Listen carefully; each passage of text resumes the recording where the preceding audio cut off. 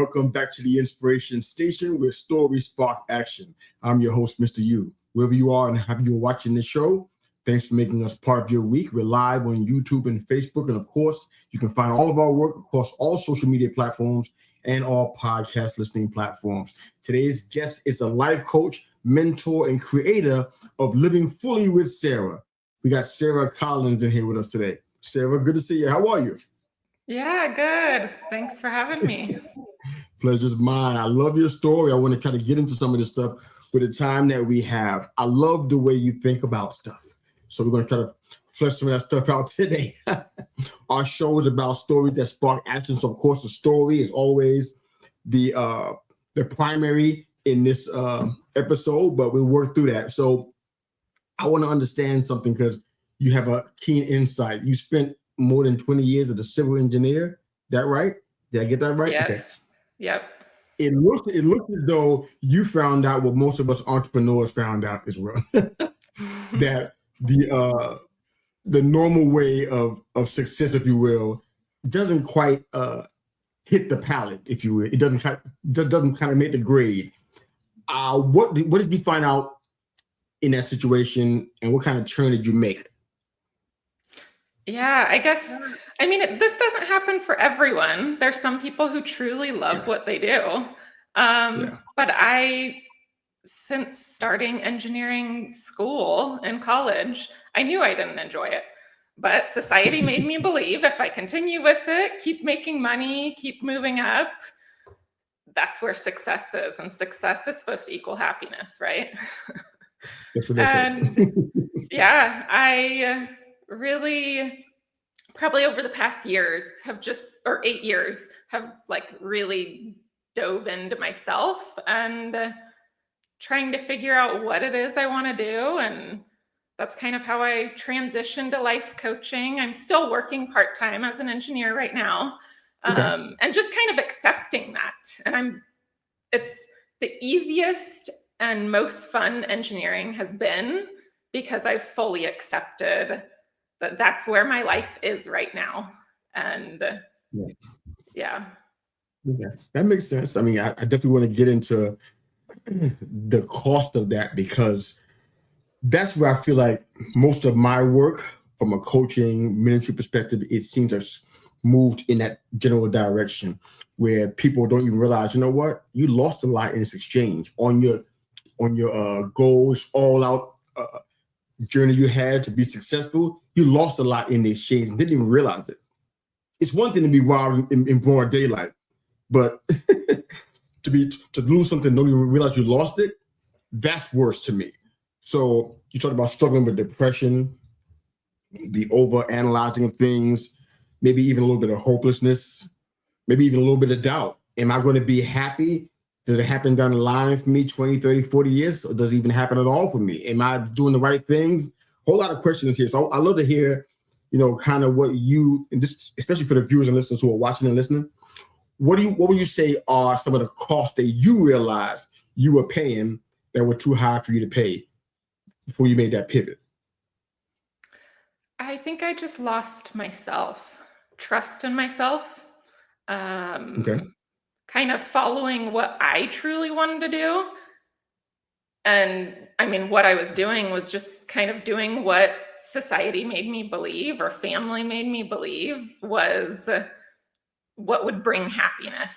So I really came back to myself. And that's, I don't know, sometimes the hardest thing to do is to lose yourself and then find it again and then realize what we are. And can just go deeper and deeper into that. But definitely. It's ideal when you have family that supports whatever decision you make. There are people who are the young people who I grew up with. They change their minds every 3 to 7 days about what they want to do, and then family pivoted with them. They say, you know what? You find yourself. You want to be an engineer now? No worry. You want to be a rocket scientist? We're on board, whatever you want to do. But there's sometimes the family doesn't get on board with the decisions that we make, especially when we go from an established career into some level of entrepreneurship. What was the state of your family's view on that? How they feel about the move and and how you approached it? I mean, outwardly, they're accepting of it. Nicely phrased, Sarah. I think it really comes back to like working internally on yourself and being okay with if they have issues with it, that's their own issue. That's not my issue. So yeah, just coming back to accepting life as it is, and this is what I want to do, and other people's opinions about it only makes it harder for me, in a sense, if I care about that. So yeah, I it's love the trusting bold yourself. attitude. Because I love the bold attitude, and trusting yourself is definitely kind of where you want to be, especially with stuff like this. But I don't hear that very often. So I'm a little bit surprised, but I'm relieved that somebody else thinks like that, because some people will capitulate to people in their life, and they will lose themselves quite literally and figuratively and spiritually and emotionally. They lose themselves because they want to make people around them happy. So like a boundary is for sure in that situation. What do you think? What do you learn about success that perhaps people who are watching and listening might need to know? Maybe the other side of it, because a lot of folks are trying to get to where you are because, like you said, society told them or their family told them, probably a little bit of both, that that was the right way to go. But you've been on the side of what we would call success. Take us behind the curtain. What's really waiting for us there on the other side of success? I mean, I ask people this a lot. What does success mean to you? And I guess I'll explain what it means to me. It's really being happy at the end of the day and fully accepting everything that happened in that day, whether that could be my last day. And really, like, yeah, being happy about life, whether I'm extremely upset about something, angry about something. I have young kids. I'm not saying that I just am just happy all the time. But it's really coming down to, like, I often think, if I get to the end of my life, and you hear this a lot with like older people on their deathbeds, success isn't about the status you got. It's kind of like, what made joy come into your life more? And I guess that's what it is. It's really, I don't know why I'm having a hard time with this question, but everyone has a different definition of success. Yeah, And for me, it was just kind of letting go of the attachment to outcomes and really being present every day, without too much fear of the future, anxiety of the future. It still creeps in of like, what if? Sure. But we don't know what the future looks like. So yeah, just accepting, letting things be.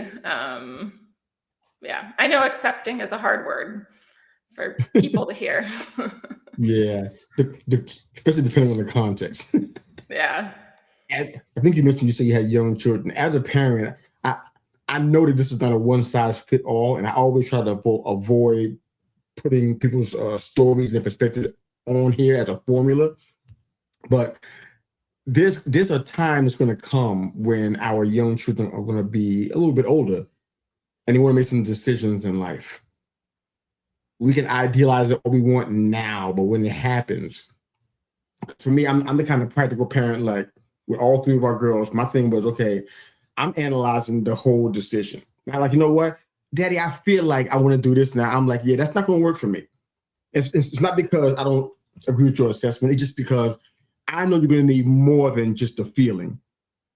Will that feeling get you out of bed at 3:00 in the morning when your body doesn't want to? Will it keep you in that space 5, 10, 20 years, how long it takes till you have success and whatever you venture out to do? So I know there's got to be more substance involved. How would you speak to your young children when they're no longer young anymore, and they're at the precipice of wanting to do something entrepreneurial, and break away from the old standard, if you will, but they don't have a lot of context for the decision. It's more like a feeling, like, you know what, just something just draw me toward. They don't have a lot of evidence to provide you. How does Sarah speak to their children? I've never thought about this before. That's why I'm here. I know. I mean, I think what I hope to do with my kids, they're younger, is for them to recognize the feelings so that when they get older, it's just not out of nowhere. It's like, oh, I have this feeling. Yeah. But I don't know. I think I want them to be able to trust themselves enough. But then I'm there just to kind of guide them through life. I'm not there to tell them what to do. Even as Right. young kids, I mean, I do tell them what to do. They need to clean the room and do these different Clean things. that room. But Pick it back yourself. Pick up those socks. yeah. Of course you do. But just having that like secure feeling in themselves. And I guess like, yeah, talking to them about potential outcomes. Okay. But yeah, it's probably because I felt like I didn't have a say in what I wanted to do so much when I was younger. I'm overcompensating now. So we'll see Yeah. what my kids turn out to be. Oh my goodness. This is gonna be fun. Yeah. For some of us, anyways, maybe. Oh wow. I think from what I ascertain from the work that you're doing, you help people kind of question the narrative they believe about themselves. As a coach, I know that's something that I have to deal with. It's like it's kind of it's the first barrier of entry most times. After you, specifically Sarah, stripped your titles away, the achievements, the expectations you had for the career you were in, who did you find after all that stuff was stripped down? And did you recognize that person? Hmm. Um, I realized I'm not just the separate like body, mind. I don't have to believe what's going on in my mind all the time. I don't just that we're so much bigger than this, and that's what's helped reduce the internal suffering that occurred for so long. So it was, yeah, a realization that we're so much more than this. Kind of consciousness, awareness, having an experience through this human body. And I wasn't that person that was suffering so much on the inside. I would So have yeah. ascertained that you didn't like that person that much. I would think, huh? Sorry, what? I would determine that you didn't like that person that much, the person that you saw. I have a lot of compassion for my younger self. I mean, I Good. kind of like, it's almost like I feel bad for like what I had to go through. Because it was no one's fault except my own of believing all those negative thoughts about myself. Do me a favor. Speak to the Sarahs who were in that spot. You know the exact spot, the exact moment where you were in the house or in the car or in the office when you realized that, you know what, this path shouldn't be no more traveled by me anymore. It's time for me to turn this puppy around. Speak to the Sarahs out there who, and it doesn't have to be women specifically, it can be men, of course, as well, but speak to those people who are in that spot with that kind of compassion that you're discovering for yourself and for those that deal with that. Speak to them. What would you say to them now? Hmm. That there's nothing wrong with you at all. Not that it's hard to hear this. You're perfect just the way you are. it's just these attachments to thoughts and future outcomes, to future events, and the attachment that things went differently than they should. Reality is that this current moment is as it is. We can't change the current moment. So kind of accepting things, or like saying those things happened, and I may not like that previous person I was, but can I kind of be okay with the fact that it happened?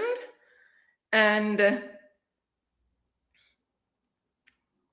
I am the person I am today, and there's so much more that can happen in the future.